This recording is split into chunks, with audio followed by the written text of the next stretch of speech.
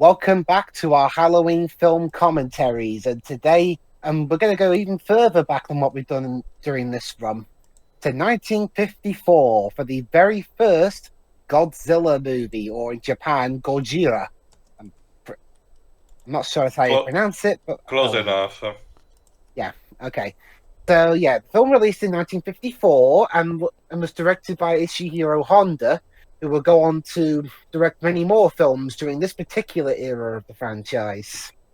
AKA its first era. Yep.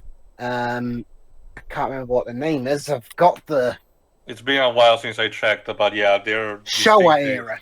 There you go. They're Showa distinctly era, divided in eras. So Godzilla, it seems to be one of those cases where, as far as I can tell, the film is more or less its origin. Like, as far as I can tell, it's not based from a book or anything. No, it's a personification of... It's not even based on a legend. It's not like a yokai or anything. It's more of a Japan taking, a satirical and more light-hearted approach to their natural disasters that happen to them regularly because of stuff like earthquakes, and storms that wash up, the shores regularly, and of course the nuclear threat, because that tends to remain vivid in the memory, especially because this wasn't even 10 years after the fact. So... Yeah, it was 9 years after the bombings of Hiroshima and Nagasaki. Well, if you're worried about being too preachy, Drova, as far as I remember, at the very least, this movie does not really point fingers and start saying, "Oh, it's the Americans' fault that they created Godzilla." Not really. They just treat it like just a force of nature. But yeah, Godzilla was so popular that it didn't take long for him to reach across overseas to America. And mind you, this was the 50s. This isn't like nowadays where, the minute an anime comes up, you can just reach through the internet and get it. No. Like, this was like way back when, while America was on better terms with Japan at this point, it wasn't like, everything was getting tossed to and from, including the media. All right, well, okay, just a technical thing we got to address. We are doing the original 1954 Japanese release of the movie. This is not the 1956 American re-edit Godzilla King of the Monsters. We'll probably do that later, but for now we're just doing the original version. So, alright then. Start at the Criterion Film Collections logo. That's where our cut starts. Okay, in 3, 2, 1, click. It's been a long time since we did Godzilla 2000. God, it really has. I think it's the last major movie that we did with Dark Star, I think. And I know we also did the Godzilla GBA game, covered by me in that regard. Did we cover the 2014 game? No. Another time for... there's a logo I'm all too familiar with, the Toho logo. Man, that logo really did endure all these And days. yeah, there's no music, it just starts with the footsteps and its roar.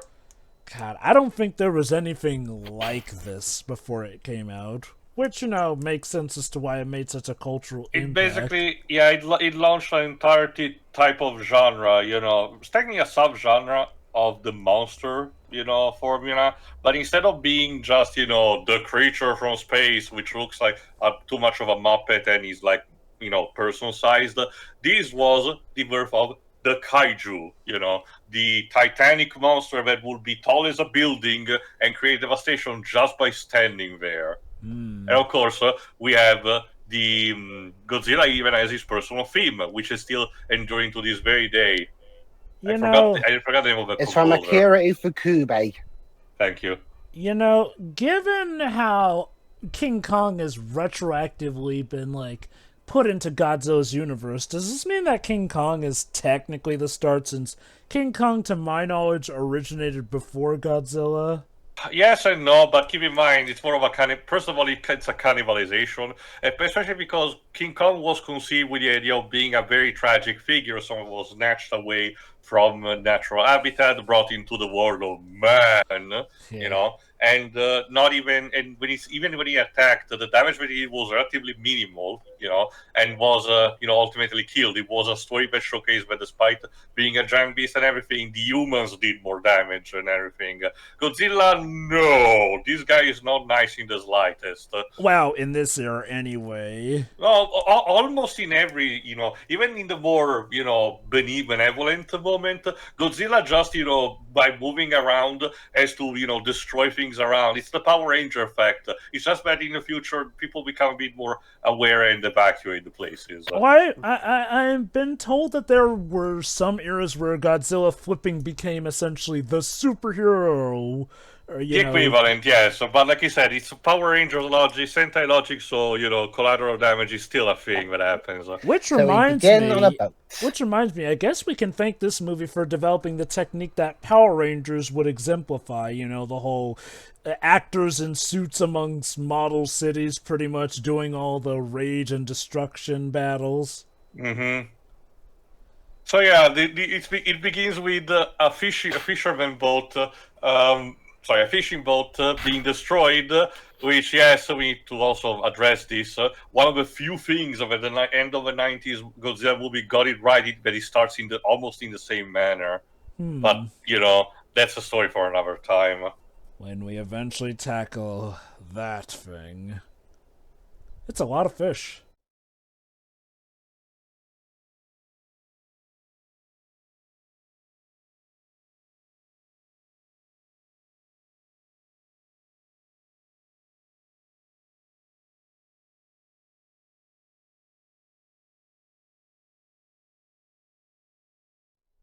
As of this recording, I've done up to Ghidorah the Three-Headed Monster.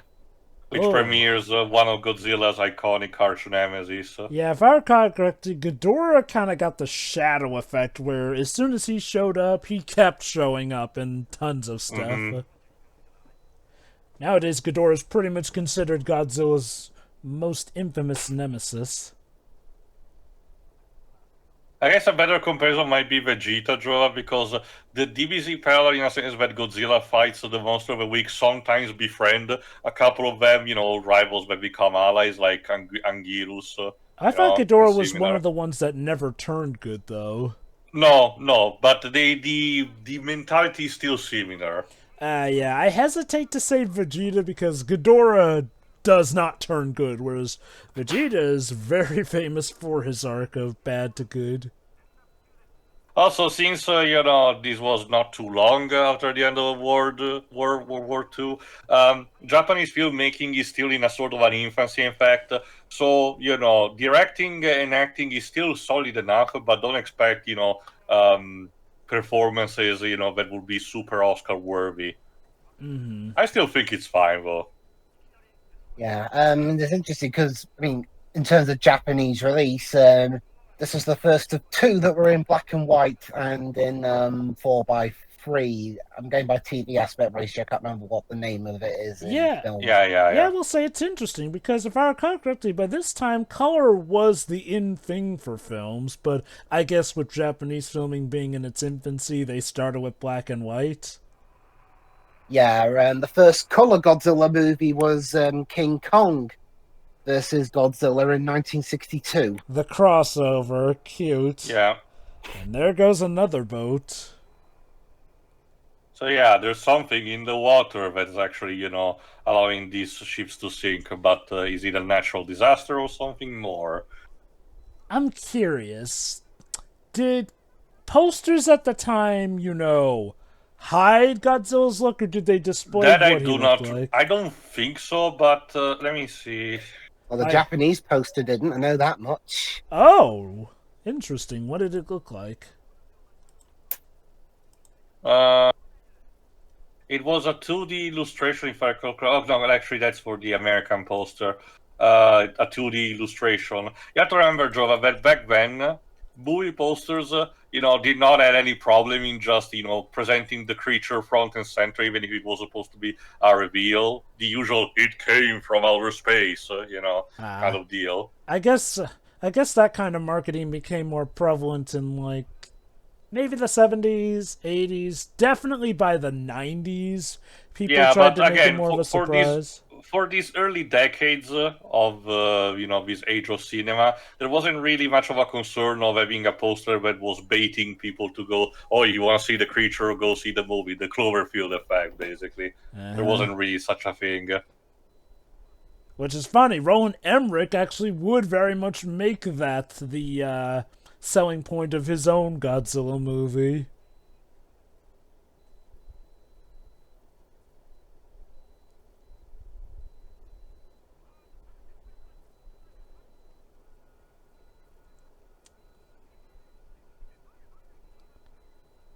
One at a time.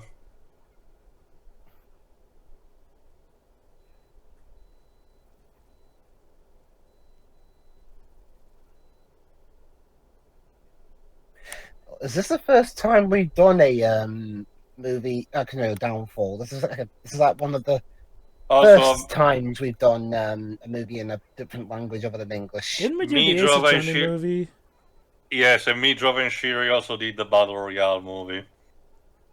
Fun times, fun times. Technically speaking, Dweebs, also we did the Filmo de Treta, the Portuguese movie that Pedro, told us about these comedians.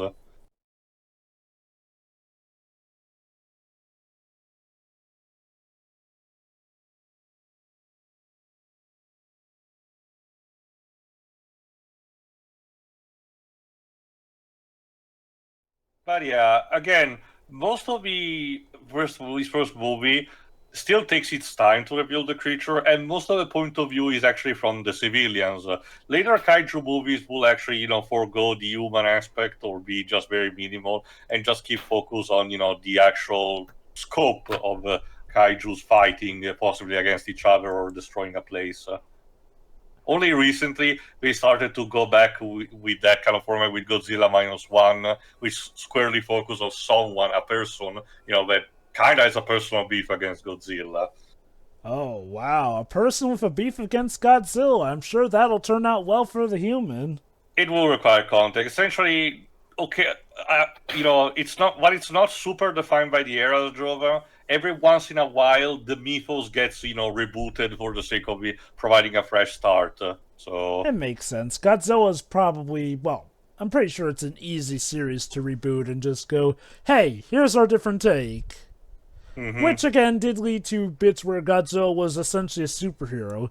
And heck, not just a superhero, Godzilla has crossed over with superheroes. He has, in fact, either fought against or fought alongside King Kong, S.H.I.E.L.D., the Fantastic Four, the Avengers, the Legion of Doom, the Green Lantern Corps, and yes, the Justice League. Yeah, the most recent one is being, Godzilla, X-Kong, X-Justice League, to promote the most recent Monsterverse movie. I guess, to his credit, Godzilla's a very compatible character since, giant monster from the lake, it's pretty easy. Shoot, if I recall correctly, I think even Hanna-Barbera made a Godzilla cartoon with Zilla Jr. or some flying. I think that was the Godzilla 1998 one.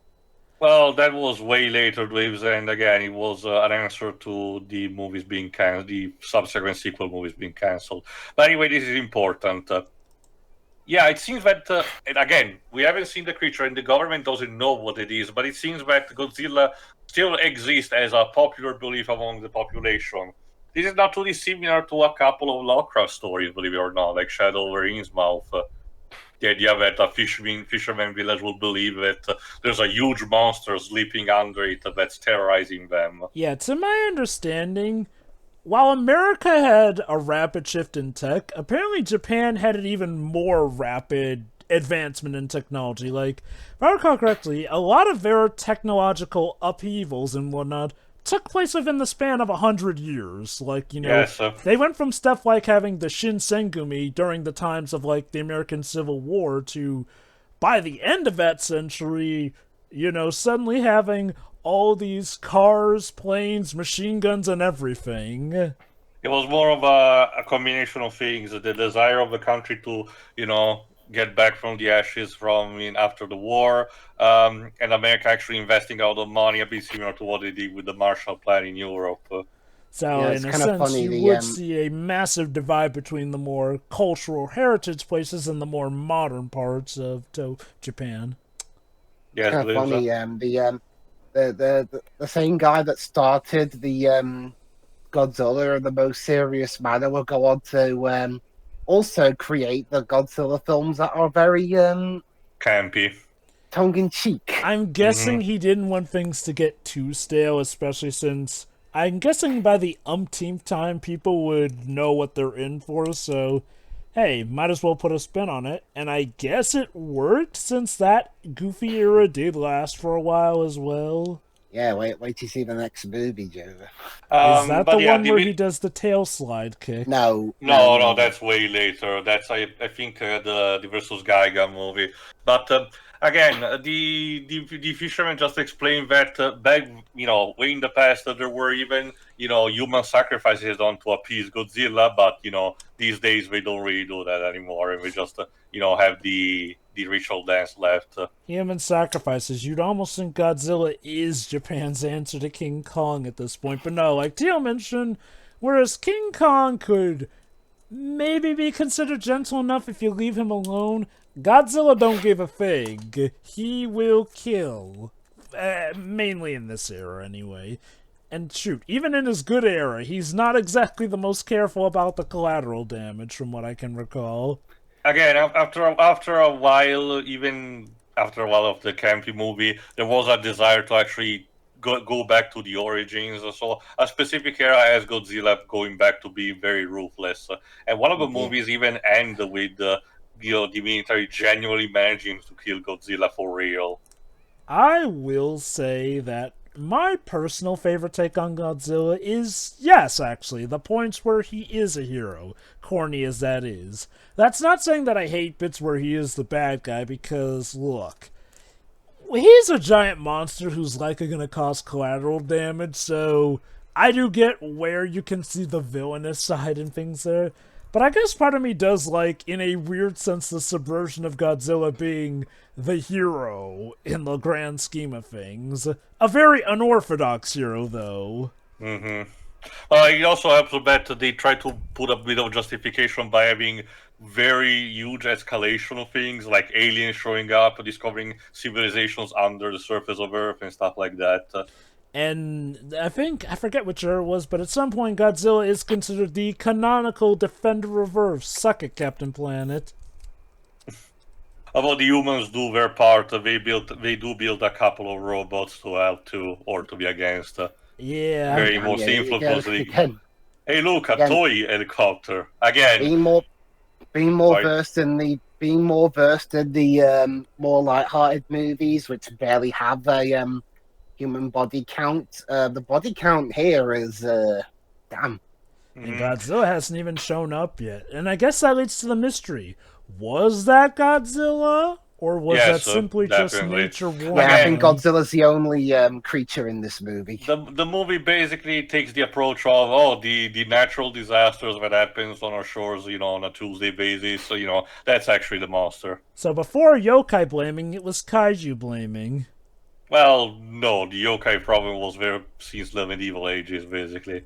I'm talking about in terms of popular Japanese media. Unless they maybe had some yokai stuff there.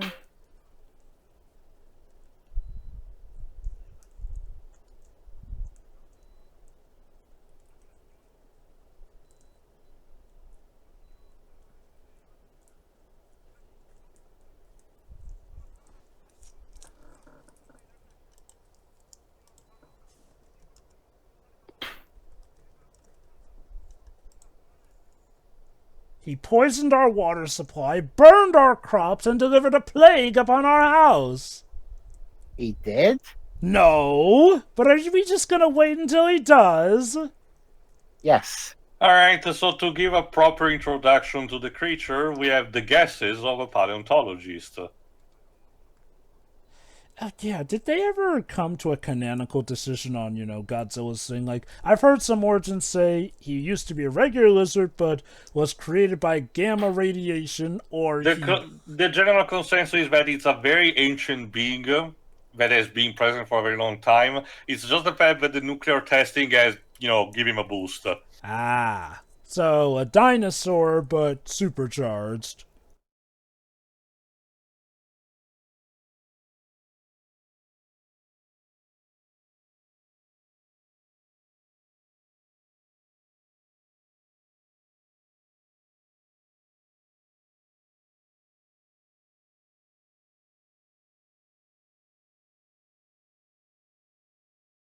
Surely the So ship many will. strings.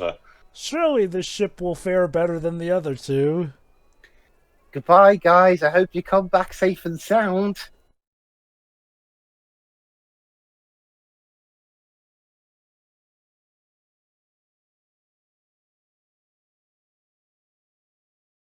You can tell this guy is unique because he has an eye patch. Under dark sunglasses at that.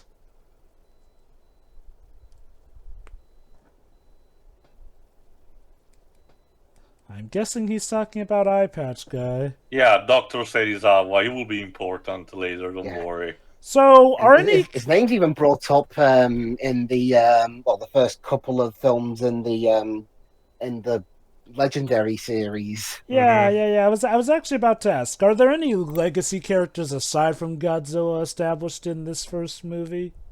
No. Again, it's more of a case of the elements present to it. Godzilla is modus operandi, and technically speaking, the thing that will be used to repel him. So it's never like, oh, this one particular human character sees other incarnations. It's mainly... No, because of the different, possibly sliding time scale, but also the fact that, the damage constantly happens. The human characters go on a rotation. We don't have a recurring cast. Okay. In which case, yeah, it wouldn't really make sense to focus on any particular original character for, like, a reboot. Mm-hmm. Which, you know what? Again, I can dig it. Committing to keeping Godzilla the main star. And the idea behind it is about how it affects the general populace rather than to be, the couple that is to find love amongst these, stuff like that. There is still some traces of that. If I recall correctly, one of the subplots in the Versus Ebira movie actually has that. Didn't Minus Godzilla... one kind of had that a bit. Didn't Godzilla 2000 kind of have a bit of a romantic subplot as well? A bit. But my point also being, in general, it's not the one that's front and center, Fair enough. Have you guys seen minus one? No, yes. not yet, but I do want to eventually. It's very good. Yeah, I've heard pretty much nothing but good about it. Especially given that it managed to have good CGI usage on a relatively limited budget. Without crunching its VFX department, apparently. Oh. So, Okay. So yeah, the paleontology is there to analyze what seems to be the footprints that whatever this catastrophe has left. But they're standing in the footprint, aren't they? Yeah, again, if there's to give whatever minor compliment that I can give, the Aerodynamic movie also had a scene that was almost identical to this one. It's just that it was played more for comedy because Matthew Broderick doesn't understand he's in the footprint. I guess it sounds like he did his research, despite the general thing job is that it gives me the idea that someone, either him or someone else in the writing, directing team, Trilobite, did watch this movie, at least just this, and use that as a footprint for some of it. But I can tell you that it's still very minimal. Oh, yeah, and I don't forget how condescending he and... forget who his cohort for that film was, but he was very condescending about how he was going to, truly bring dignity to the franchise or some jazz like that. Yes, Libs? Dean Devlin, that's the cohort. Thank you. Yeah. They were all about, well, we know there's an original, but we could improve upon it, and... not just that, Joe, but they wanted to even sexualize Godzilla with the design. Again, it's a story for another time. Yes. But, I think speaking of which, it's about time we actually about to finally see the star of the show. So this is where he makes his debut to the world. But yeah, smart move to do. Get to higher ground. Well, to Japan, America would have to wait a couple of years.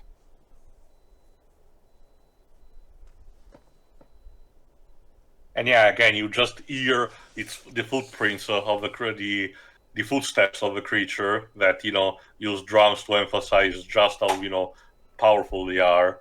There you go. There he is. And that's an interesting way to show that, no, even going up to higher ground, you're not safe. Alright, scenes, let me check just again to be sure. Yeah, also that, the classic roar. I wonder what type of sound effects we use to create that. I'm not sure that's his most popular roar, but it definitely is one. Oh, there it is. I think the roar was done by the composer himself. Well, he worked on it. Interesting. All right, let's because of course the actor was still legendary because of his role. Let's check who actually is in the Godzilla suit. Haruo Nakajima, if I recall correctly. Also, I guess another thing Roland Emmerich got from the original is that Godzilla can just hide pretty quick like that, apparently, despite being that gigantic. Also because this is a rural area, so people activity is still relatively minimal, instead of Manhattan. Yeah. But yeah, Haruo Nakajima played the role until the early 70s, with his last major role being Godzilla versus Gigan. I wondered. And he passed away in 2017. So he played it for a while. Mm-hmm. For constant reboots, it sounds like, too. There you go. There's the explanation. If I recall correctly, even when we were getting the ones from, like, Legendary Pictures or whatnot, they were still doing, like, Godzilla with, like, rubber suits and everything over in Japan. No, it was mostly CGI. The last Godzilla film where it was a guy in a suit was Final Wars in 2004. You also there's also something that there is just picking up like that. The big thing to also know is the fact that understandably, since it was also the 50s, and the cinema was still in a really infant type of stage at this point, this new era, the poor people who had to be in the suits, they were not having a good time. Wow. I wonder what got that guy to persist for so long. Did he just really love the role? Yeah, and dedication.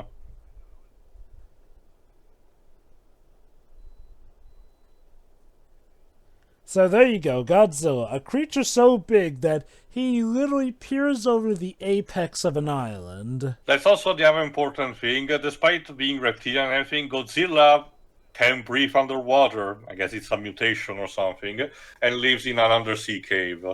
The fact that he apparently had a trilobite stuck to his foot also implies he's been around for a long, long, long while, like...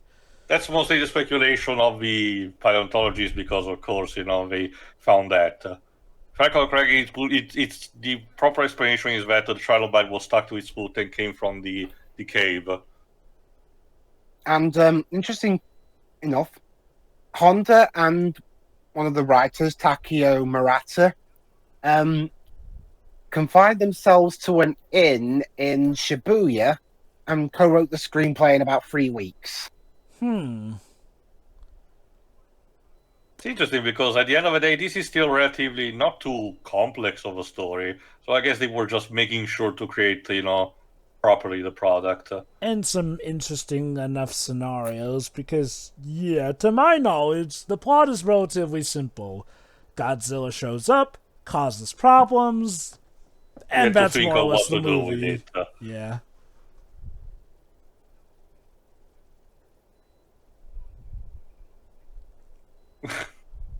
Okay, I need to give a bit of an explanation. The paleontology is referring to an element in the on the periodic table, strontium.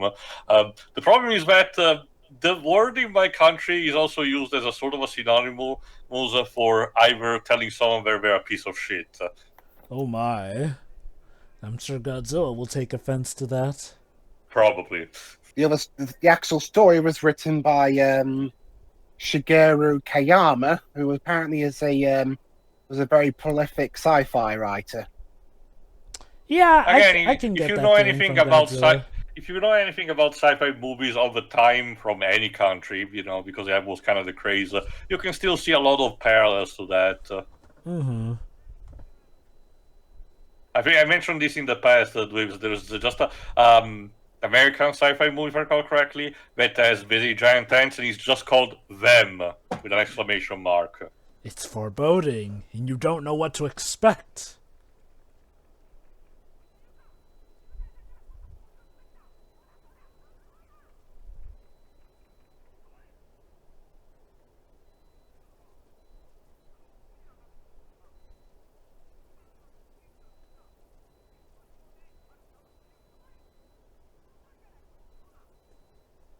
So, not the atom bomb, but a hydrogen bomb test. Hydrogen bomb. Hydrogen- Again, it's a way to skirt around, to not being too real. But yeah, hydrogen. Again, hydrogen bomb was just in a testing phase, yes. But as soon as people discovered that it was just a bit more powerful than the atomic bomb, they decided, yeah, let's not do that. Mm-hmm.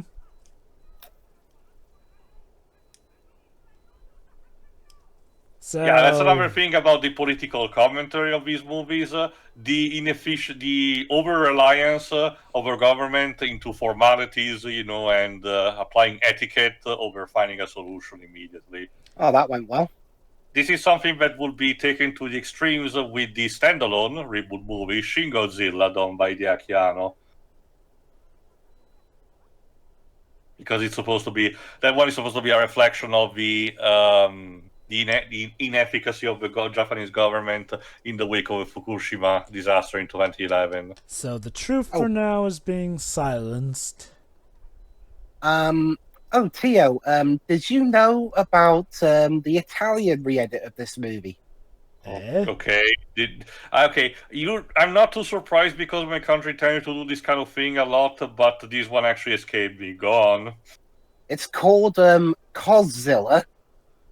Oh no. Godzilla? Godzilla, and it was an Italian. It was made by an Italian guy called Luigi Cozzi, and he wanted to take advantage of King Kong 76's release. So he released the American version of this movie in Italy. He couldn't release the original one because of rights issues. Okay. But he couldn't just dub the movie into Italian because it was in black and white. Theatres in Italy didn't really have much faith in black and white movies doing well with audiences. So he did several things. He colorized the movie and put in stock footage from other movies, including the original film's sequel and newsreels from wars. So let me get this. this. I haven't really seen it, but I'm not too surprised. I'll give it a look on my own. Why? So, Tio, does the term Godzilla have any special term over in Italy? Well, no, it's because, again, the actor's last name was called like that. Cause I get the idea. We just decided to do that. It's a bit similar. If you saw the Incar's review of Diesel, I guess it's a similar thought process of that. The media had not been exported yet, so someone was trying to take advantage to present it, but try to claim to be on their own. Although apparently, in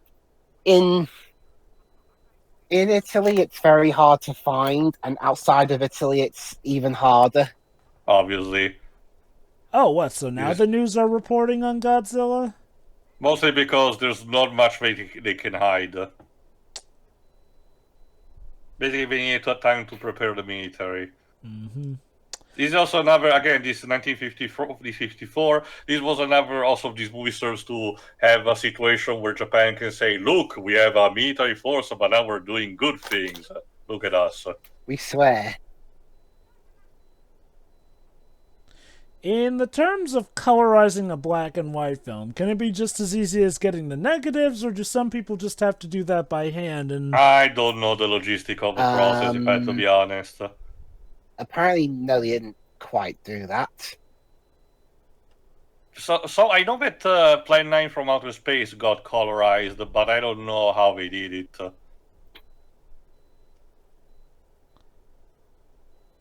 Well, they cut out pieces of translucent gel and put them over general areas of each frame. Oh, okay.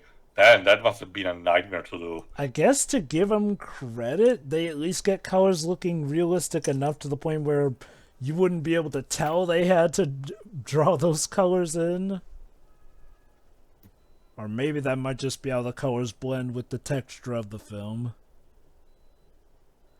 So all is well and calm, and we're absolutely focusing on this luxury boat because nothing bad will happen to them, I'm sure. Well, some scenes you can tell they were actually filmed on the boat. When you use a distant shot, you can tell it's clearly a toy because this is still the 50s, so we're into chipping it out.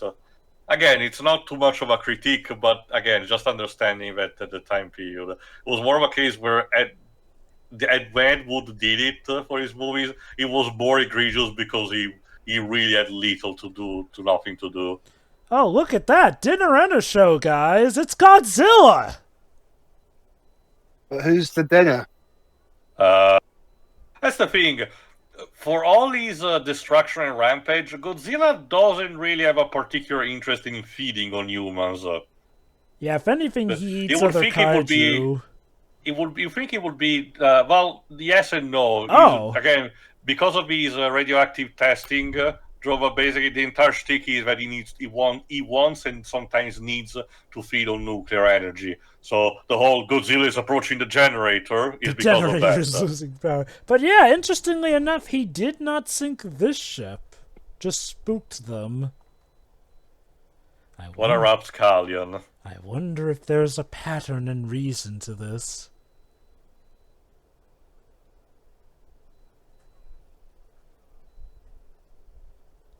God, imagine Japan actually fearing shutting down their international closing lanes. What would their forefathers who were adamantly against trading think?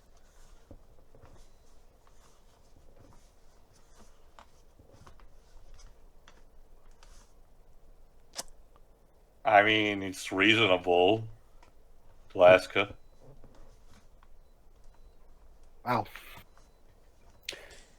Already, it's like, let's kill this thing. He does kind of have a point. Like, the H-bomb was like something more stronger than an atomic bomb. How can you kill something that survived that? Survived that, and mind you, didn't even get negative repercussions. If anything, it seems like it gave him all the boosts. Again, it kind of reminds me of that Fairly Odd Parents episode where, through a different turn of events, cockroaches gain sentience and discover very immune to atomic bomb when they start developing one to exterminate the humans. Yeah.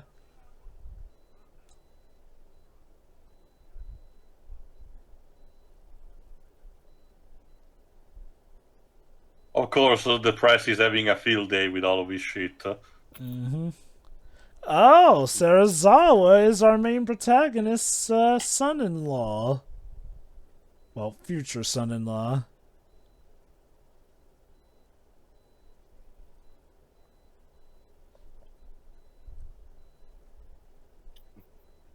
Oh, why is that?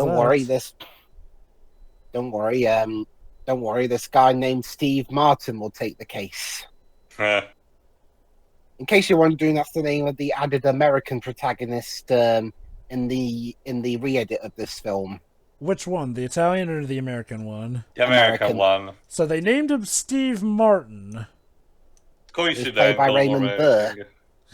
Has Steve Martin ever guest starred in anything Godzilla related? No, not really. I don't think so. Again, Joe, it's kind of like the villain from the Halloween movies being called Mike Myers, basically. Yeah, coinky dink. Yeah, that's also another thing. We're kind of halfway through, so I can easily say this. The subtitles are actually fairly accurate, actually, to what the characters are saying. Nice. I'm guessing Dr. Serizawa will be the scientist who turns to less peaceful methods, given he has a flipping eye patch under dark, evil-looking shades. It's more of also a case of, again, finding a way to neutralize Godzilla in an unconventional manner. I guess because, again, gone. I guess to Godzilla's credit, outside of maybe some bad weather he generated and spooking some people, he doesn't seem to have done anything too dickish. Yet. Remember, Jova, this is the 50s, so the general approach when it came to, threat that's not really perceived or, a potential alien or big monster, is to nuke the fucker.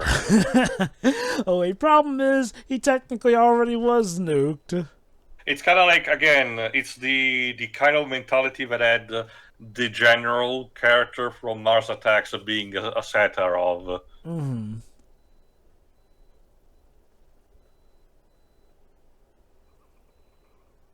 Also, you see, James Wan, we don't need to see all the road that the guys take with their vehicles to see from one place to another. Sometimes a quick cut just does the job.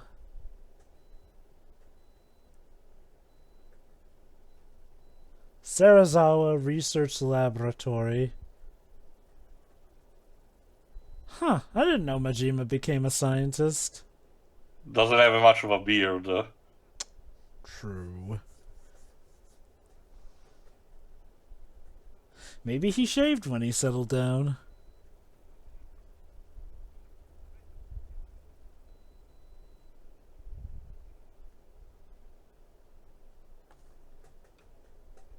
Bummer. You sure about that?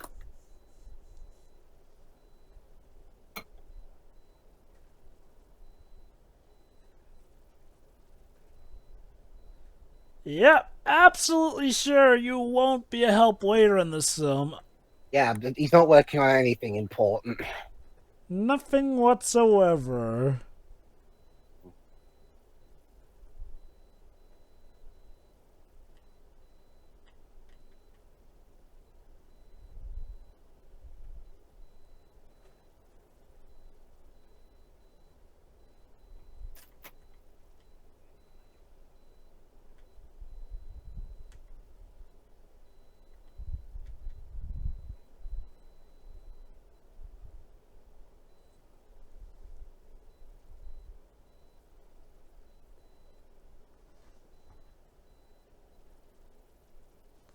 Ah, a beholder of Yeah, the well, classics, I see. Yeah, that's an interesting thing. For the most part, this movie doesn't have much. Of a score. It's kind of a custom thing, Kira Kurosawa movies also do that. I was gonna say, there's not much Godzilla, so okay. the film has to rely on the human story for the most part, and it does hold up. It's a pretty solid story. This is part of why I'm okay with the 2014 movie, even though I do agree that the sequels are better. I get where the 2014 film was coming from, especially being a starter for Godzilla, essentially, ramp up to this, build up to this, and then do the ultimate payoff, which I feel the 2014 film did accomplish. I appreciate, though, that the sequels, got the message and, focused mainly on the monsters, no matter how much that may have angered critics. Also, there's the... I should mention Godzilla was a nickname. Okay. What name? Yeah, a nickname for the version specifically, Jova, because Kodzi, like we said, is the last name of the director. Of course. There's also that comic series that Linkara is still reviewing because he's not done with that. I think it's called World of Monsters or something, Godzilla World of Monsters, which tries to reinvent a bit like a kaiju invasion in a worldwide scale and tries to have the whole political satire angle, but it just sucks at it. Mm-hmm. And basically, the only way it could get better if it was halfway through switching to a clone plot of the road. Oh.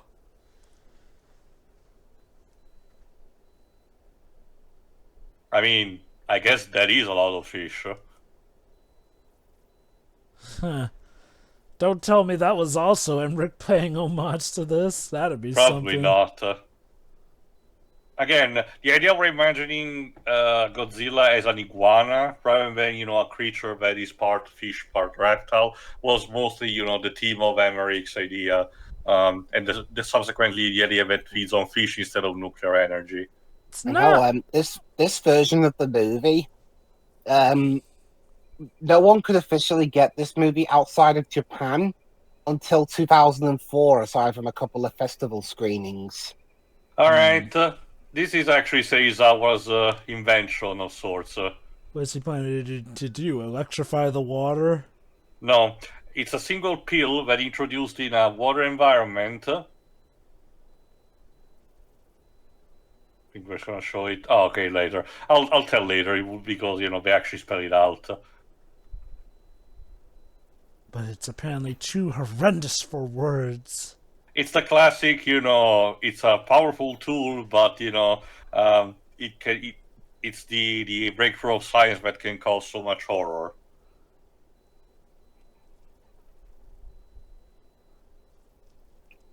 Probably we'll keep it out of secret just because she doesn't want to see it put to use. I promise I won't tell.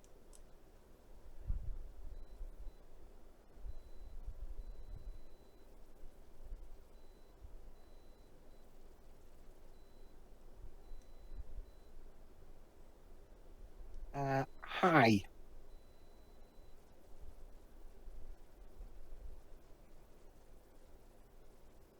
Uh-huh.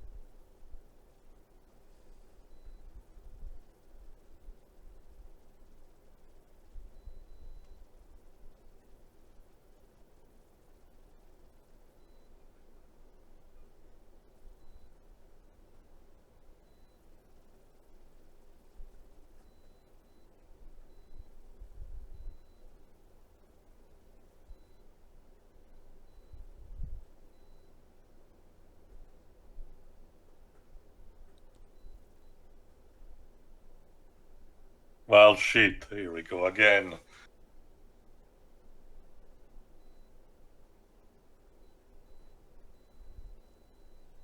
Out for a late night stroll, are you, Mr. Zilla? That's the 1988 version, Jonah. Yeah, basically, literally, Oh god, we have a cuck arc. yeah, basically after the 98 film, any mention of that version's take on the character, they just call him Zilla. Yeah. Well, I did say Mr. Zilla, whereas with that they just call its full name Zilla. So his first name is God. Mm-hmm.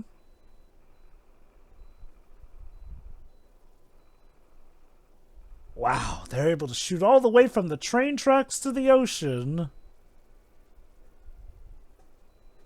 Again, some scenes feels familiar to you, the Sapphire weapon attack on Junon in 597 is also clear an homage to this. That doesn't surprise me.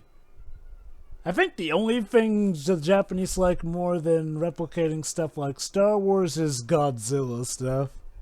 It's mostly, well, remember, it's when it comes Kaiju. to, well, okay, now this, okay, but keep in mind, Jova, when it came to worldwide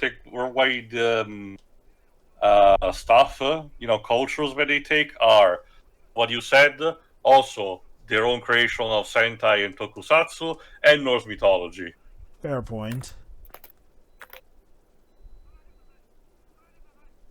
I don't think walkie-talkies exist. So, yeah, maybe shooting at him wasn't a good idea. Also, that's some good camera work they're doing, getting in the shot of a small people mixed in with the shot of the actor in the suit.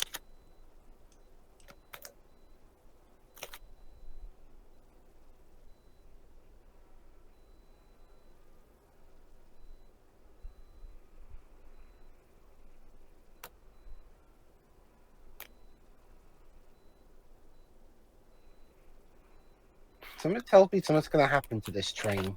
Nah. Is that because it's basically when it comes to a far shot, it's just a model with perish the thought. It's only a model. Shh.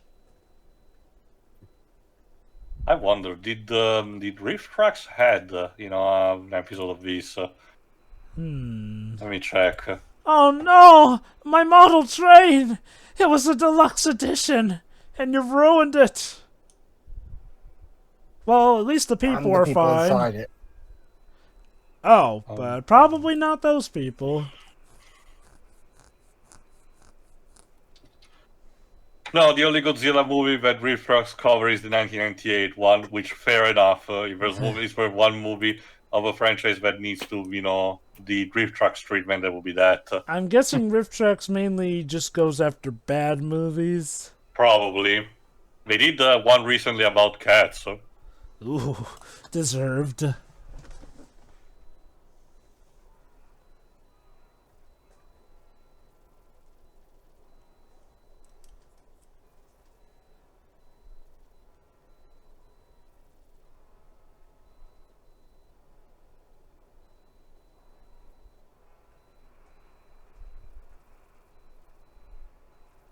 Fuck this bridge in particular. I know, right? Dang.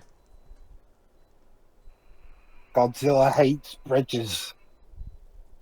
He must be friends with Magneto. Refuses to elaborate, leaves. What a Yep. Chad. So apparently now research teams will be coming from across the world. Yes.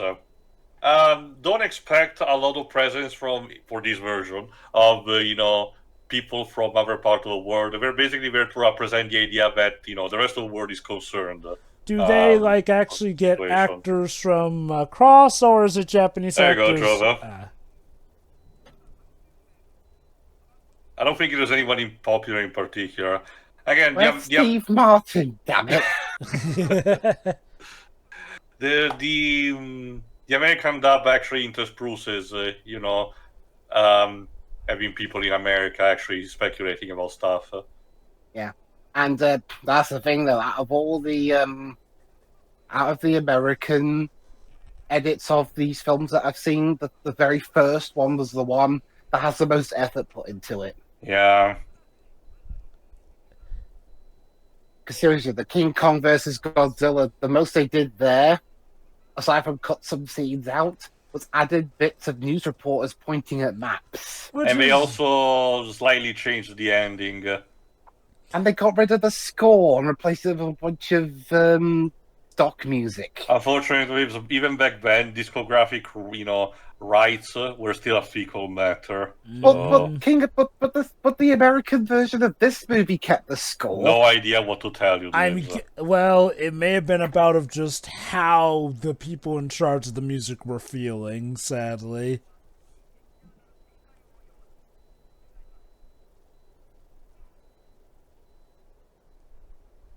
And yeah, Godzilla's theme is also used for the scenes where the military has to get ready. Again, because it's supposed to be partially more of a triumphant type of march. So I wonder if it's a good theme. I wonder if this is why they eventually made Godzilla a good guy as well, since hey, he kind of has a pretty heroic theme, but Well, it's a mix. I get the idea it represents both sides. The idea that yes, can be potentially a savior against alien threats potentially, but at the same time it's still a force of nature. That's why in the later parts, the thing remembers to be still a bit ominous. What's your favorite particular take on Godzilla in that regard to you? You mean the actual music theme or the character kaiju in general? The character. I'm fine with any. Again, aside from the Roland Emmerich movie, I still yet to find one that is genuinely just that bad. Okay, I guess the movies with Manila in it, but technically speaking, Godzilla is not the problem in those, technically. Manila? Well, maybe we'll get to that, Joe. But eventually, we start to introduce Godzilla's offspring. Dave's currently using his face as the avatar on Discord. That's right, Manila. In fact, I think he featured in the Hanna-Barbera cartoon of Godzilla as well. Tiny little flying creature. Not flying, but tiny. Yes, it's used for comedy relief, and an entire movie is dedicated to a human child, that dreams to be accompanied by Manila on a monster, on a different island, which is full of kaijus. If I recall correctly, in the Hanna-Barbera cartoon, he could fly. Again, I haven't seen that one.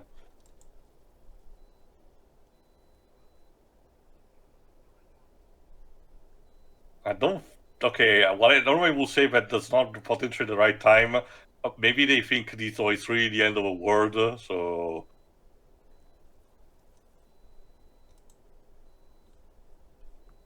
Oh no, a bit of a bummer. By the way, did I mention that your daughter's cheating on her fiance?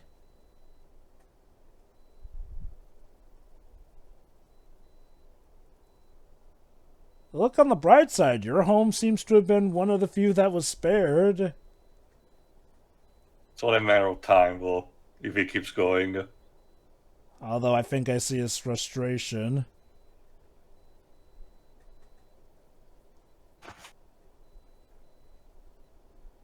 He kind of does have a point. Like, it seems, again, so far from what we've seen, that Godzilla really only truly attacked because, well, they pissed him off.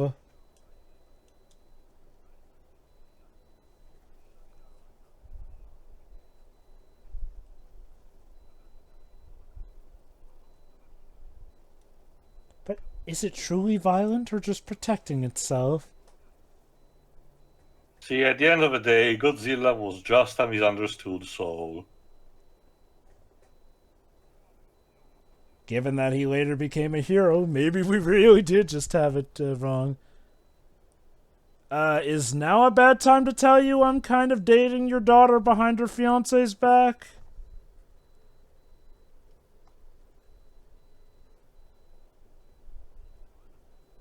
Although I do wonder, what did she see in Sarazawa from the get-go? I mean, I'm sure the guy can be nice, but he doesn't exactly seem to speak loving material. It's the fascination of the scientist drove whatever the hell Lucrezia found in Hojo, I guess. I guess so. Yes, I've became over your father, Godzilla. Or, before the retcons applied, thanks to Mysterio, drove up whatever Gwen Stacy found in Norman Osborn. Yeah. God. And now the retcon makes it that may have just been Mysterio taking back shots. With a complex system of mirrors, smoke and mirrors. Hilarious. The absolute dedication to his craft. But yeah, Godzilla is approaching not the generator yet. Not yet, yeah.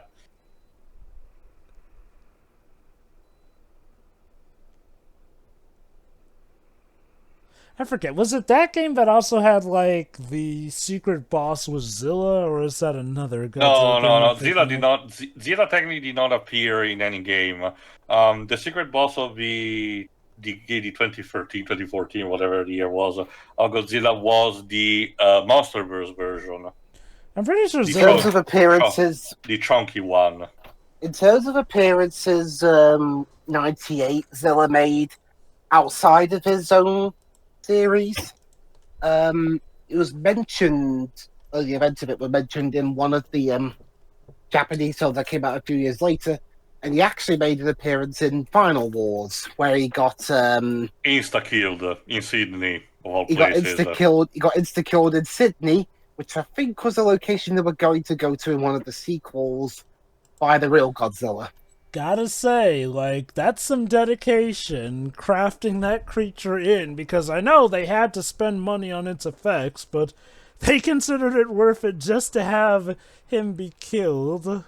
So yeah, even electrifying him doesn't really work Okay. with high tension. So let's see. Game-wise, Zilla showed up in Godzilla Online in 1998, Godzilla The Aftermath, G-Patrol VR Combat Simulator, Godzilla for the LCD in 1998, Godzilla Virtual Shaken, what the hell? No, nothing.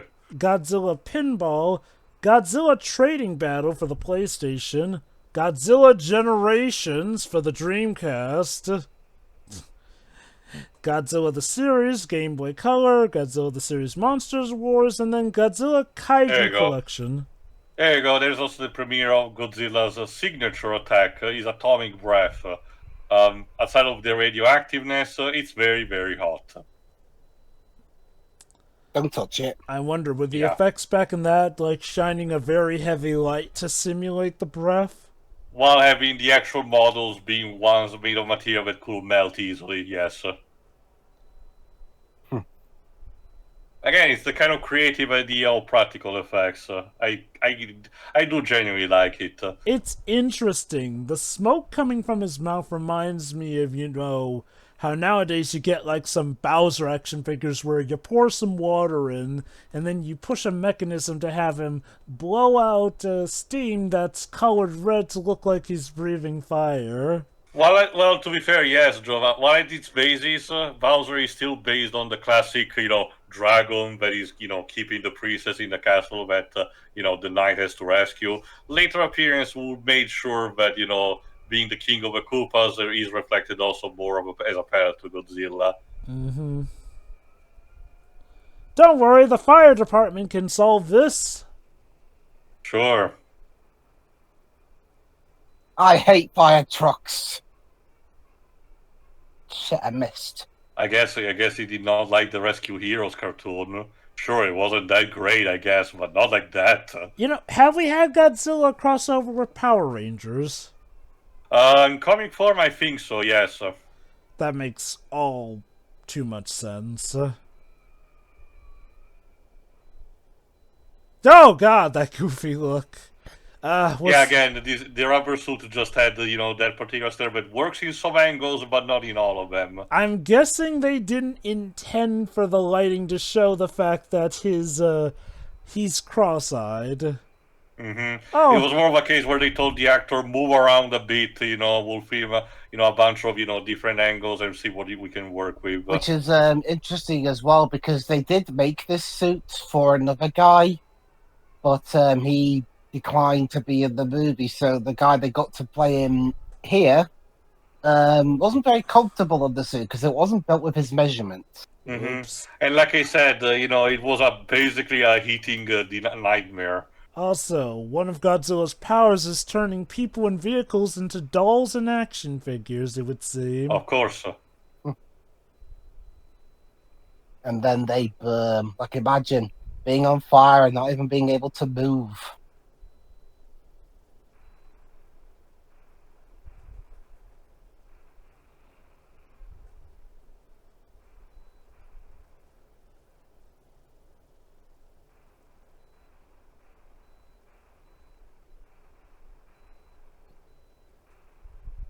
If this were the Brick movie, these tags would probably have destroyed Tokyo by now. All the way All from in a America? day's work. Oh, that didn't work.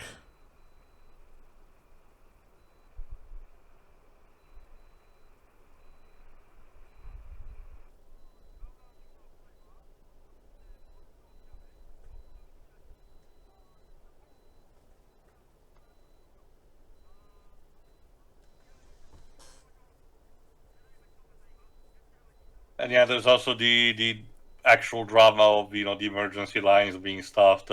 Again, it's the equivalent of 911. Having to respond at entire set of calls, which more and more these days is being made aware as a type of scenario that happens during disasters like these.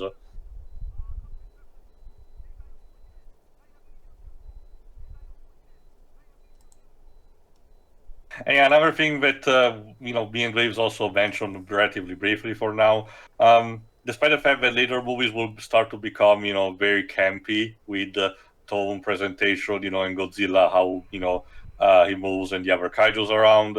As you can also note by this point, this movie is 100% completely seriously. The very brief moments of levity are sometimes a particular snarky remark.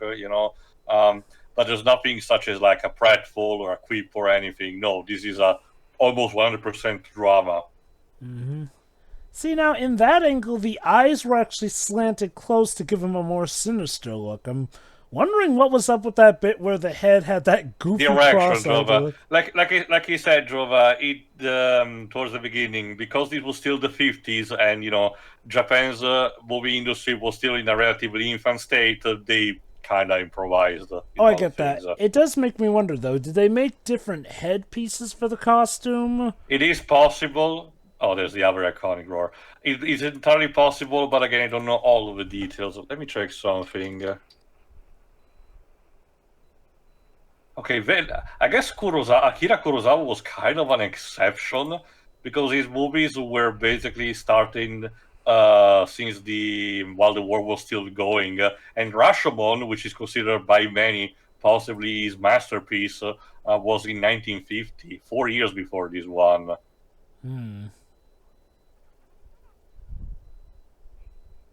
Jesus. Damn. That's actually very grim. Very dark.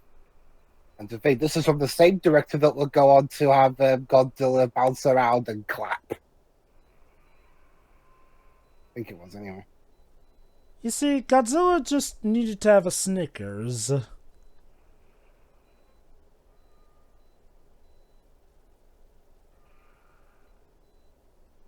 8 clock towers.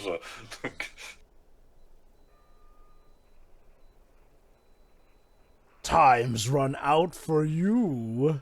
You just know this, if this was the Monsterverse movie, we will have Godzilla destroying the Big Bang, because God knows how many times that has happened already. Me and Dad just saw recently the G.I. Joe movies, and in the second one, London is only the real major city casualty is completely leveled. All of it. Big Ben? Dang. All of it. Holy cow. Oh yeah. This is actually one of my. He's actually one of my favorite characters in the movie, the reporter. Oh. You know, even in the middle of all this chaos, he's still giving his report to the viewers. Well, it is his job. It's kind of a bit similar to, I forgot his name, I think it was Orson Welles, the guy who did the fake Martian attack, at the radio. The one that managed to inspire a good dose of panic. Well, again, from what Dominic Noble told, apparently the whole, people actually believing it wasn't being worried about it was still a thing that happened, but mostly exaggerated. Yeah.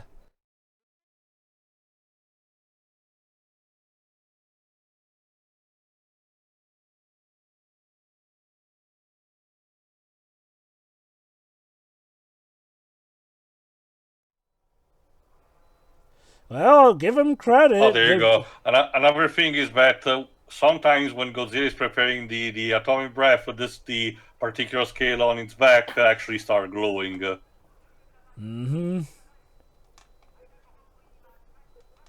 So at what point did they decide that Godzilla should speak and snark? Because I recall there's an era where not only is he a good guy, but he also speaks and he cracks some heroic puns of his own, apparently. Not really that I know.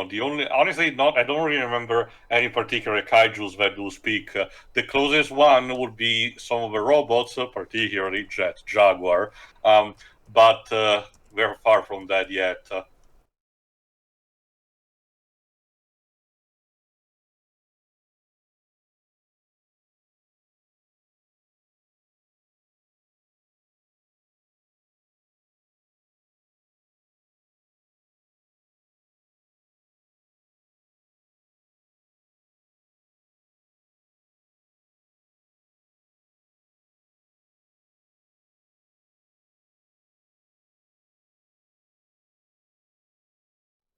I'll give them credit. When they finally had Godzilla show up, they're definitely using their money's worth.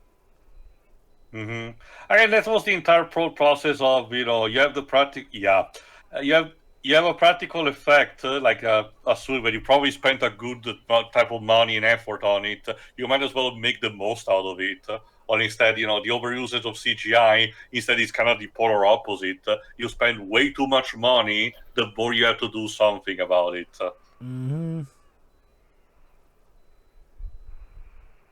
Jesus. No mercy. No. Again, well, at least he got to sign off before he died. Again, it's still worth noting that Godzilla's actions are, dictated, yes, by complete instincts and despite, being that damaging, not really by malice. at least for now. There are occasions where Gojira is legitimately potentially a bastard. And then there He hates was news. And then there was his sort of daughter weird mess thing.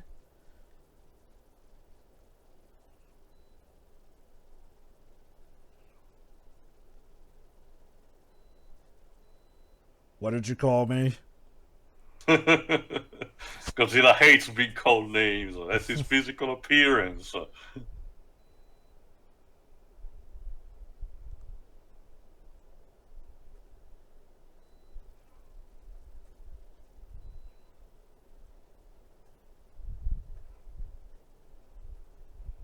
All right, let's try with an aerial strategy, with more models.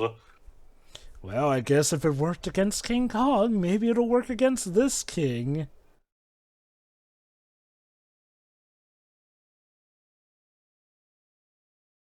No! Our toy firecracker missiles are no match against him! Curses.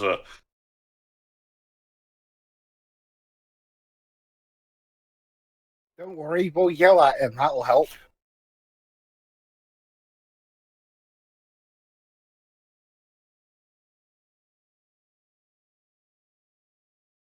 How are you constantly missing? He moved. He is bigger than the broadside of a barn.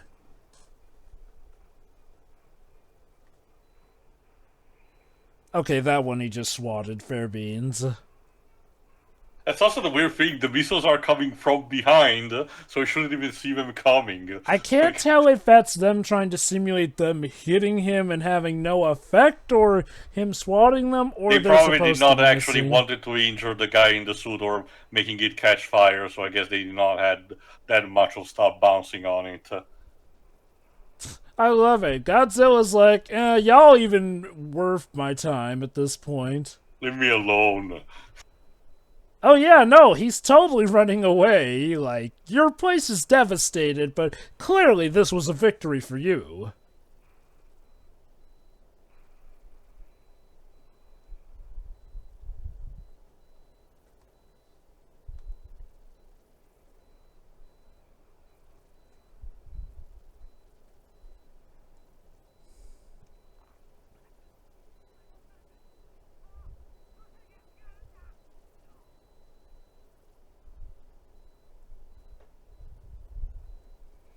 And I'm guessing here will be where Sarazawa enters the picture once again. Since, I get the feeling drastic measures may be sought after.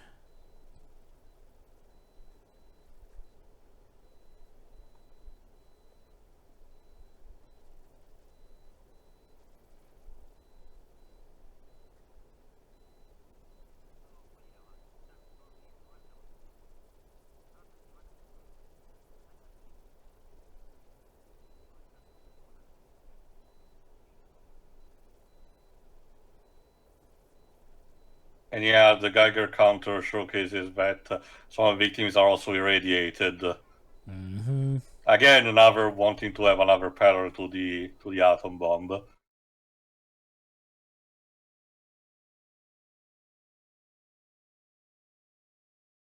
Yes, Lives. I wonder what they were. I wonder what these films were like not long after Chernobyl. The commentary about the atom bomb will still be a thing that's still that will be present for almost all of the movies. So at the very least, it's not something that is super lost. So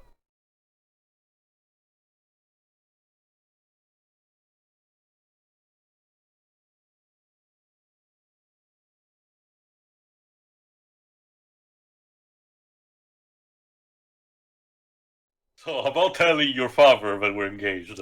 Is now a good time?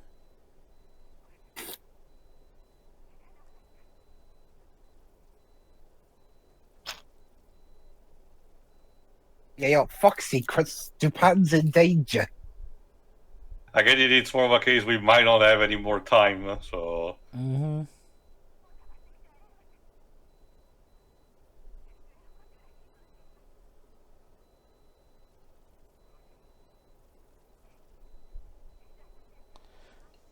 So not only are you cucking your fiance, but now you're breaking a promise. I mean, admittedly at this point, necessary, but man, when the dude probably finds out about both cases, he's probably going to be miffed.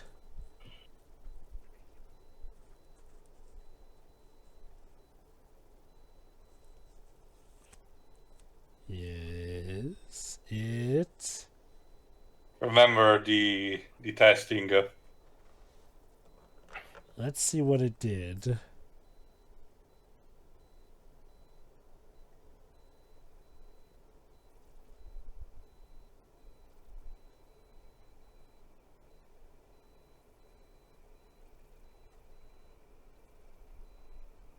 Uh-huh.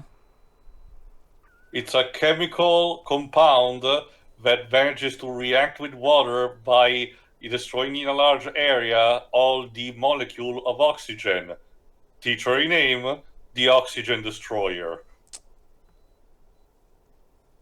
As you can imagine, yeah, sure, it might be good against Godzilla, but as a bioweapon, it's kind of dangerous nonetheless.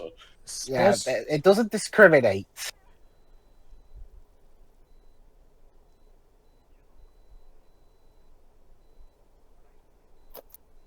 So much so that they literally turned a skeleton. Jeez. Why would you make something like that? I'm guessing he made this in retaliation to, you know, when Godzilla entered the picture. That, or he was just an evil scientist. Yeah, it was still developing on its own. Oh, so he was an evil scientist probably gonna fight Superman. And probably, it's like, what's his name, Dr. Death. But the Oxygen Destroyer itself, outside of this movie, will also be important for later movies. It will have consequences, basically. Hmm.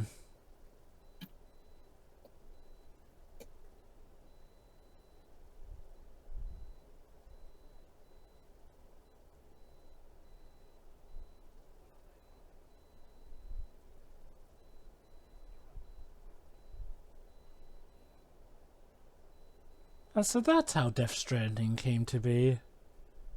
Sure.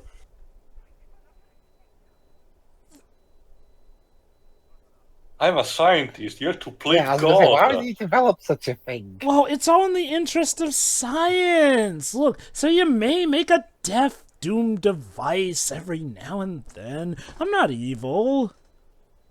I wouldn't use this as a weapon.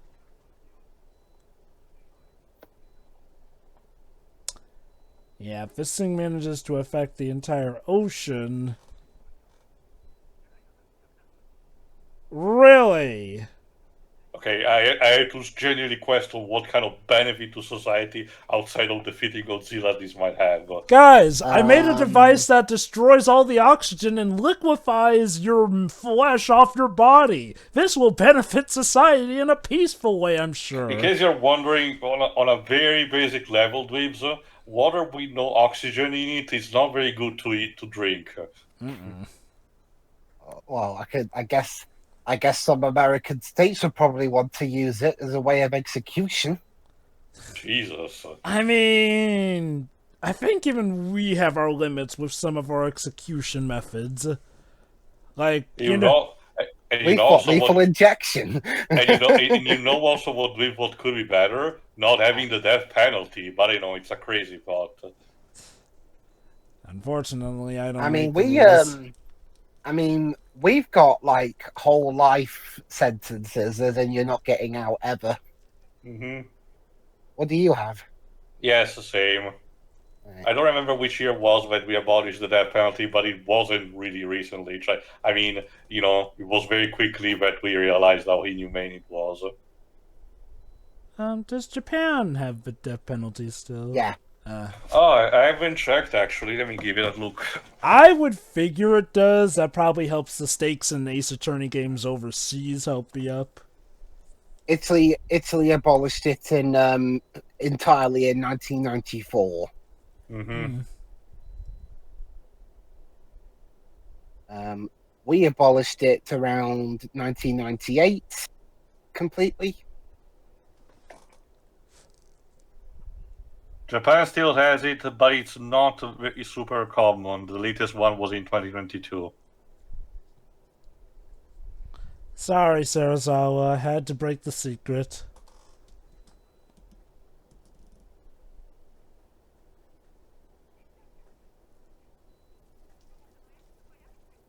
Pretense? I don't know. I don't know anything about an oxygen destroyer. Oh shit! You didn't mention that.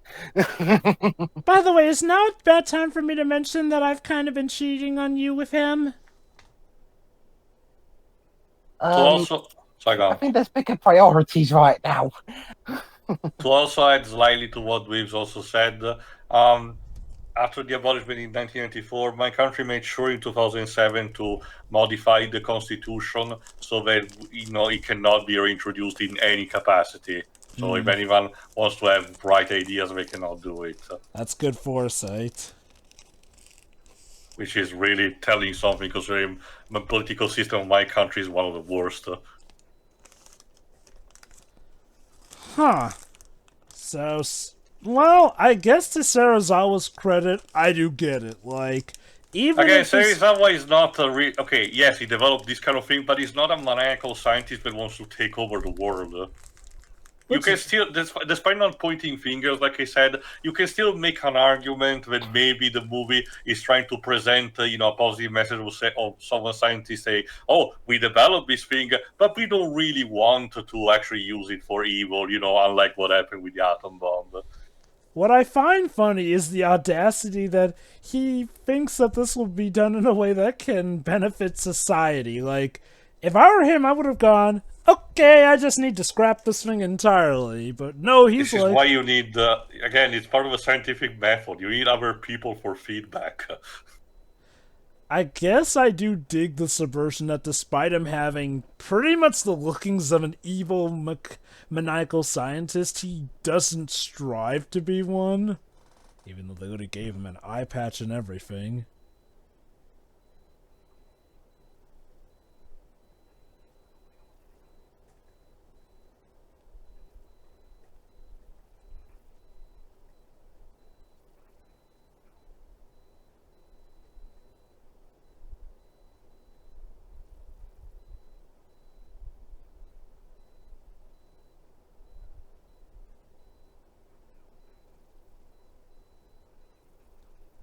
Has anyone considered what would happen if we just left Godzilla alone? Like, let him raise his head, do a little roar every now and then, but remember, when he lifted his head to that one ship, he didn't sink it. And he only... if he uses the oxygen destroyer, every government across the world are going to be like, gimme. That's a nice chemical compound you have there. It would be a shame if you fell into communist hands. And again, this was the 50s. The scare idea of the domino effect of one nation falling into communism and thus being quote unquote lost one after another was a tangible thing. Was Stalin still alive at this point? Yes, I think so. Yes. The arms race was a big thing, essentially. You wanted to have... Actually, no, he died the year before. Oh, okay, so Khrushchev was in charge now. He may not have been as bad as Stalin, but he wasn't exactly an angel. He was still a douchebag. I will say this, the arms race was a big thing, essentially. Each country wanted to have the biggest stick, essentially, to basically say, I run things now. So, a weapon that literally destroys oxygen... could devastate an ecosystem at that. That's a pretty good stick to use against people. It's a more blunt. Okay, if you have, for the audience, this statement. If you ever seen Star Trek II: The Wrath of Khan, the Genesis device has a similar thing.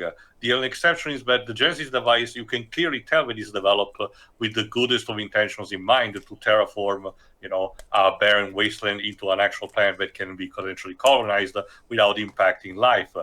But it's McCoy that immediately, raises the objection of, if this is used on an actual inhabited planet, it will exterminate life there as well. It's kind of like one of the dilemmas in the Transformers series, most notably in Transformers Devastation, where Megatron wants to cyberform Earth, creating a new Cybertron, yes, but coming at the expense of all life on Earth, which, as you can probably guess, Optimus ain't exactly too on board with.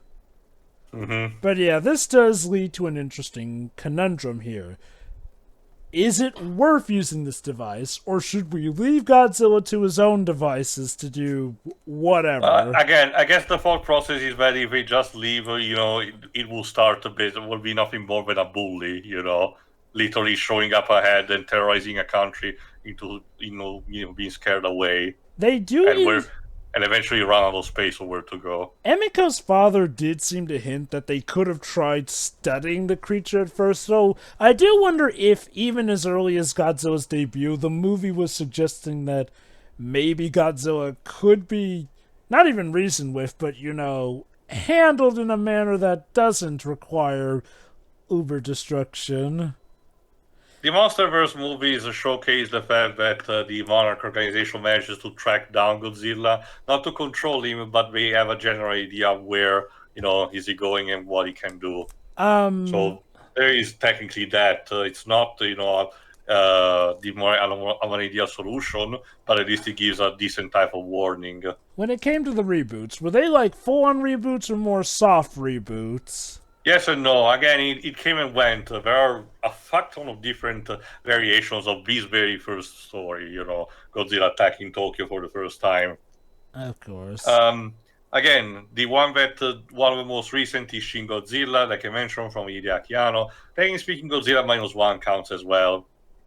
There was, I forgot, one in the 80s, I think.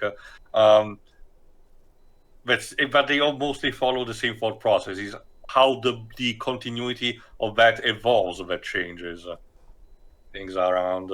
Some elements still do show up, like King Ghidorah or Mechagodzilla, but it will be in different circumstances.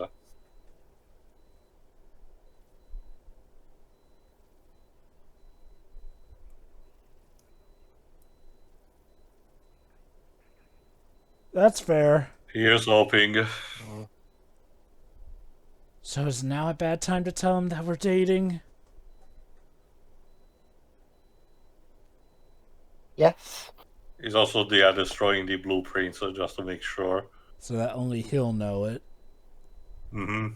Yeah, well, like I said earlier, though, because what if someone tries to kidnap him and coerce him?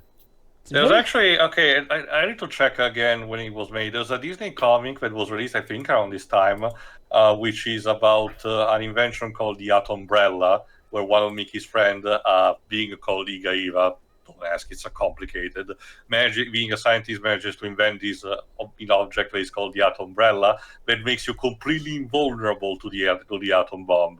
And it basically devolves into a spy story with very high stakes. Which similar thought process as this one.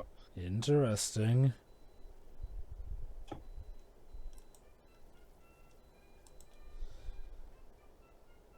Alright, we literally have 12 minutes left, so hopefully it's a big closer.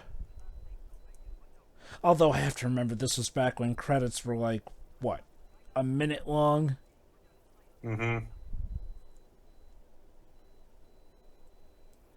And yeah, we're using a Geiger counter to track him. Oh, it was very topical. The comic that I mentioned, very topical. It was done in 1948 by Bill Walsh. In case, for those who don't know, one of the big for Disney comics around the time.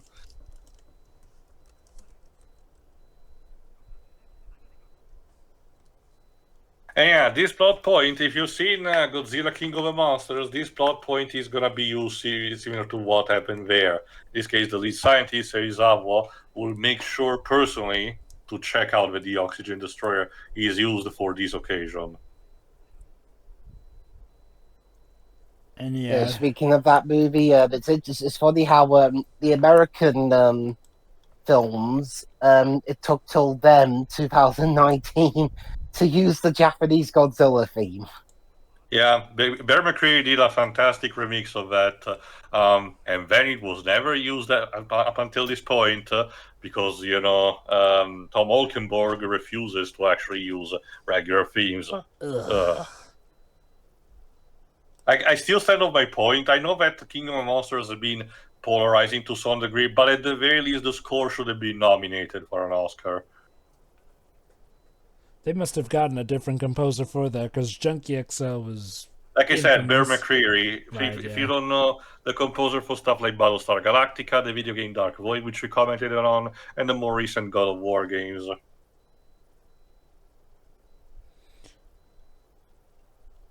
Oof. That's one big ball. Yeah. I forgot, Jova. Is it Let's from? just hope they haven't put in enough to oxygen destroy the whole ocean. Mm-hmm. I forgot, Jova. Is in the Funimation dub the line that Piccolo says, "The balls are inert"? Yeah, I believe so.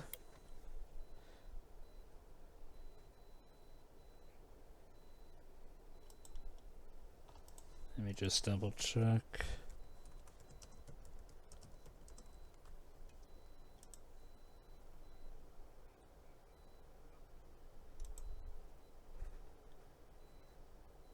Yeah, when it came to diving suit, I think this was before Jacques Cousteau premiered the more, at least a primitive version of a modern scuba set. Mm-hmm.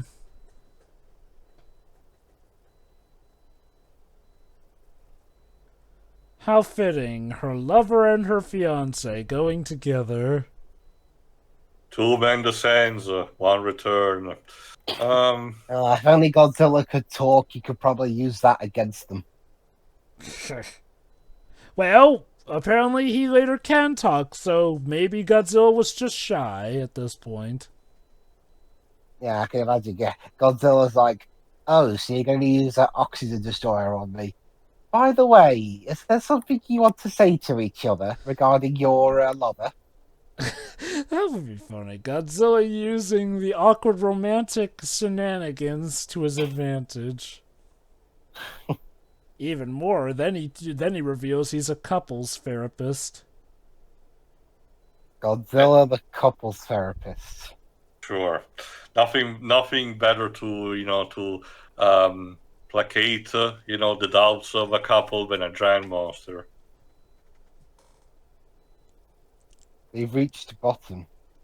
And yeah, there's a dormant Godzilla. Oh, he was just hanging out there. He's like, "Oh, you're down here."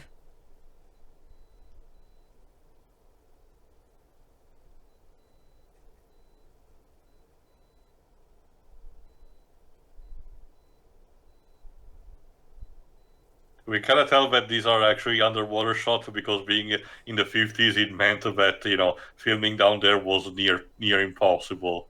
So the quality had to deal with the quality that they had. If this is actually underwater, that's pretty good quality for the time, I guess. Mm-hmm.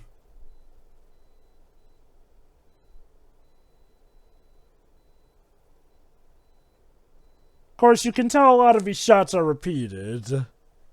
Yeah, or they use alternate takes. The 50s, everybody.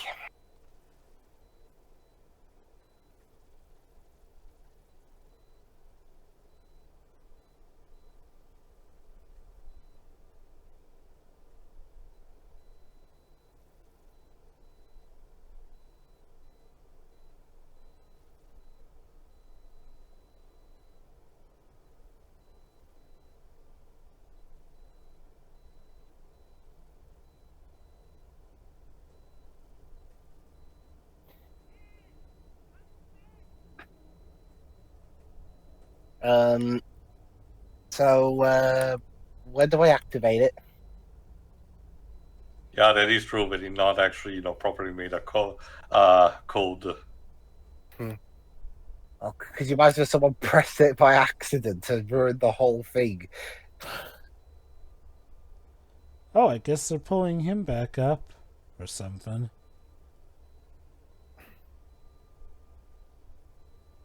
What the hell they managed to film underwater with these cameras? Again, probably a miracle, or at least they had the type of equipment. Sarazawa's going to sacrifice himself, isn't he? Also, to make sure that whatever remains of, so that people cannot potentially exploit him to recreate the oxygen destroyer. So, hey, I guess the whole cheating on your fiancé thing worked out in the end, Emiko? And again, like you said, the oxygen destroyer will have consequences for future movies, but it is also true that the formula will not be replicated. So there is that. Serizawa can actually die in peace. Well, pieces. As close as you can get. I hope it's a painless death. I mean, if what he said is true and the effects are by suffocation, it's anything but nice. Yeah. It would have been better if he was just, shot.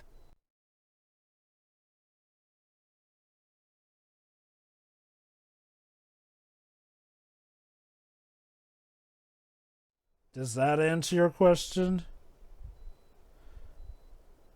The equivalent of a giant underwater fart. Alright, everyone, don't drink the water.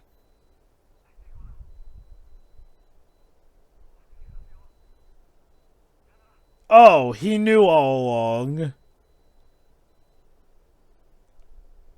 Oh, he's gonna put a hole in his suit to let it in. I forgot if he does that or he cuts the cord. It's usually one of them. Ah.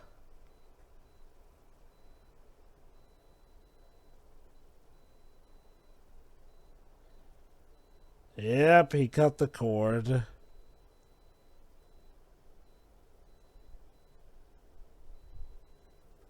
Well, shit.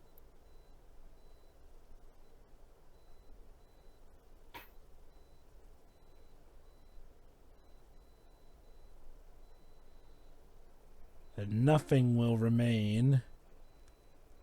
Also, better not let that water touch you for at least a few months. Yeah, that is true. Serizawa never told how long the effects last. One last roar of defiance. You fucking cheats! You did this while I was asleep!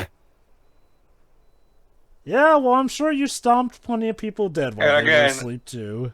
One last comparison with the Emmerich movie. At the end, with Godzilla being dead, or in that case, Zilla, the humans reflect if they, similar also be to King Kong, if they have been a bigger monster for, doing this to a creature of nature. Again, context is everything. And in this case, I argue it has this bit more justified because the movie has spent its entirety to actually, discuss about this, while the Olympic movie certainly didn't. 'Twas beauty that killed the beast. But yeah, there you go. He's dead. Skeleton and everything. Future movies will basically just skirt around this and say that there are actually still multiple Godzillas. Not that many, but a couple, You can definitely tell this was before they were planning to make an entire franchise out of this, yeah. Hey, by the way, where is Dr. Serizawa?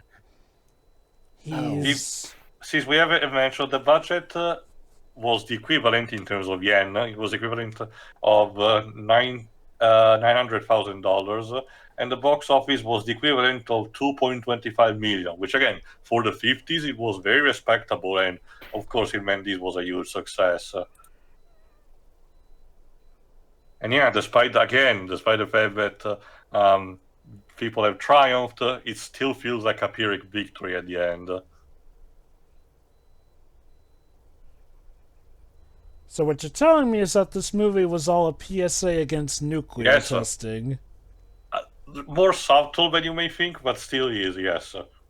You see, Titanic? That's how you do a PSA without desecrating upon the lives of people. If anything, I'm reminded more about the Doom comic, Drova, where, like I said, the Doom guy literally stops in his tracks for an entire page just to rant about, the American government not being able to, dispose of nuclear waste. God, that was weird. You know what's funny? Out of context, this would make it seem like they're all having a eulogy for the monster. We're partially also having it. Again, it's the whole thing about, we won, but we also it feels like we desecrated something. And yeah, it just ends like this. I will. Powerful as shit. I will say, it is actually quite intriguing, a thought of the Godzilla franchise just ending like that. One can only imagine. But, yeah, as I think all of you know, this was not the end for Godzilla, even though it very much seemed to be. Though, I will say this. One thing that's incredibly subversive is, despite all the action, it's a relatively quiet climax. Like, even the music it's more serene one instead of Godzilla's main theme. That's also because we had the big fights previously in Showcase did not work, so of course the approach has to be quieter as a result. It's interesting since, nowadays usually kaiju movies have loud and proud endings as opposed to, like, swift and serene. Mm-hmm. But yeah, that was Godzilla. The thing that started it all. Alright, final thoughts, Dweebs? Well, yeah, I mean, so yeah, like I said earlier, being acquainted with the more over the top Godzilla movies, to go back to this one is quite the experience. I mean, it's a very good movie, at the very least. Especially, yeah, my favorite part of the movie is actually the theme for Godzilla / the military. Mm-hmm. Apparently, the movie was so good that it literally got a sequel the next year, although apparently that led to rush production, which garnered the movie a negative reception from what I read. Yeah, we'll get to that at some point. But on the subject of this movie again, in spite of the tech and budget issues that they had at the time, a lot of it still holds up, especially the effect of the oxygen destroyer and how it ultimately defeated God over here. Since we're using Joba's example. Yes, Mr. Zilla. And yeah, aside from that bit at the end where they were like, "Don't test nuclear weapons, or else we'll make another Godzilla." How they handled the anti-nuclear weapon messaging in this movie, I think, was handled really well. Mm-hmm. And it also didn't turn into a blame game, like how in the '98 movie they just blamed everything on the French. Yeah. We just have Jean Reno blatantly admit, yeah, that was our fault. Sorry. And the death of Serizawa at the end, very poignant. The whole thing of him in a love triangle was a bit curious. Mm-hmm. Yeah. A love triangle in a Godzilla movie, and it happened in the very first film. Speaking of Serizawa, I found out some interesting trivia. While not Serizawa, apparently Dr. Yamane was supposed to be a more sinister character who literally sported a cape and lived in a Gothic-style house. He would have gone to sabotage the military's efforts to destroy Godzilla. But, this was later updated into him being a scientist who wanted to save and research Godzilla. Hence the hints of him not wanting them to destroy Godzilla. I mean, we've already got Godzilla as a pretty compelling villain. Why did they need a human one? Also would really make you wonder, what human's crazy enough to want to side with a giant lizard who, as far as we know, just wants to kill us all? This is why the humanoid villains in later movies will actually be part of alien species that want to conquer the Earth or defend themselves. Makes sense. Instead. Again, from what from what I've seen of reviews of Final Wars would indicate. Mm-hmm. Unfortunately, that film's not available here in the UK, so In due time, I'm sure. yeah, hopefully. I mean, the set I've got goes up from this film to 1975. So Basically, the Showa era. yeah, As essentially we Showa mentioned. era films. So yeah, all in all, it's a great, solid ride, and I look forward to exploring the rest of the series with you guys Java? when we get to it. Yeah, no, this movie is good fun. I mean, it's more than fun. It's actually surprisingly thought-provoking. Now, I will say this. It's not a super complex film. Like, the plot is relatively simple. Godzilla shows up, Godzilla shows trouble, the military get involved, Godzilla fights back immensely, scientist who looks evil but is actually good saves the day. By the way, he got cucked, but it's okay because he gives the two people cucking him his blessing. The end. By the way, stop using Nuke's World. Please. But yeah, no, it's a good movie. Like, it dedicates itself to the plot relatively well. The build-up and the eventual reveal of Godzilla are good to the point where, yeah, you can tell what's fake these days, but I'd say that the effects for their time hold up pretty well. Like, again, to my knowledge, I don't recall any movie that was like this at the time, essentially. Like, not even like, Attack of the 50-Foot Man or whatnot, but like a legit monster movie, just bulldozing through a miniature town and all that. With, again, some spiffy effects and usage here. It's a shame to hear that, of course, there were some issues behind the scenes, most notably with the actor having to deal with a suit that doesn't even look comfortable to begin with, but one that wasn't even fitted for him properly, but I guess he did it well. Save for that one goofy shot that shows that Godzilla has a cross-eyed look. Whoops. All the same, it's pretty good, and I'll give it credit, They have an action-packed scene, but it's ironically a more quiet scene where we see the demise of Godzilla in that regard. And yet, it doesn't feel any less intense. The music is good, even if it's a bit minimal. That theme song definitely went on to be quite iconic. The acting all works out well for it, and the characters are well-rounded enough. Overall, I'd say Godzilla is definitely a movie that stands the test of time. Tio. Alright, conclude. No, it's a classic for a very good reason. There's not much more to add than we said in the commentary. It's a classic. It has all the shades of the type of movie that can set the foundation for an entire genre.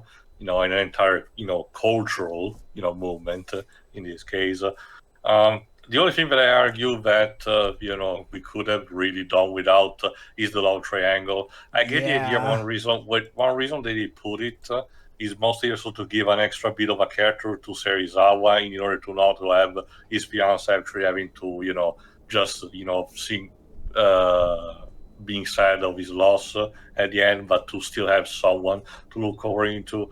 But it still could have been done better. You can definitely tell it was part of the 50s, sorry. I feel like you could have done that by just having her be his science assistant instead of also his fiance to throw in the drama of she's seeing another man behind his back. But don't worry, they're all heroes because he, I guess, knew and gave them his blessing. Mm-hmm. But yeah, Serizawa is also a good take on, a non-evil mad scientist, someone who can create, something that can potentially be as dangerous, but actually doesn't want to, take over the world or fight, superheroes for it, but instead is generally preoccupied about the fate of humanity. And as a result, make sure that the invention is used just for this one occasion because it's an extreme measure that requires an extreme solution. And he's not even happy about it. He could have easily just lived his life. The thing that makes him change is the litany that he listens to the radio about the people who have been killed or infected with radiation from Godzilla. And again, despite us knowing these days the kaiju, the spring kaiju being, potentially still more goofy or being still a bit of a silly side, from time to time, Godzilla in this first outing is completely ruthless, more animalistic, instinctual. You can bargain with it, you cannot reason with it. If it just wants to actually stroll onto the city, he can, and there's nothing you can do about it. They just had a lucky guess in killing him this time. And they won't really be as lucky in the next couple of times. They will have to come up with something else to actually deal with him. So yeah, again, I really enjoyed it. I cannot say the same for the American, dub version. It's another case of being a product of a time where they felt the necessity to do it, but it has stood the test of time much worse than this original one. Gone. It's definitely something I do want to give a look, but I can see how it might pale in comparison to this. But I'll wait and see. I'm curious. Was that? We will actually, try to give it a look in the future. Why not? Go on, Jova, sorry. Was that one also colorized, or was that strictly just the Italian release that got colorized? No, I think it was only the Italian release that got colorized because it was done way after. But anyway, yeah, technically speaking, the following movie for the Godzilla, franchise waves, what was it? Well, the next film that came out after this was Godzilla Strikes Again. Or Raids Again, depending Godzilla Raids Again. I mean, it's a boring ass movie anyway. But it also introduces the next major kaiju that Godzilla will fight. But again, we don't know when we'll get to that. Eventually, I'm curious to see to revisit some of these, since it's been a while since I watched a couple of these. As we said before, we will eventually cover the American version of the movie we just did today. But for the time being, we only have one movie left for this Halloween, and before I can still give any kind of suspense. No, for different circumstances, I did not end up picking the Silent Hill movies. Another time, especially because Christoph Gahn has decided to do a third title for reasons that baffle me, but then again, Konami is still proving to this day that they probably don't know much on how to deal with the franchise, alas. So those will be done at a later time. And speaking, for our final Halloween pick, we'll have to track down an old foe, but we'll see about that. See ya. Ta-ta. Bye.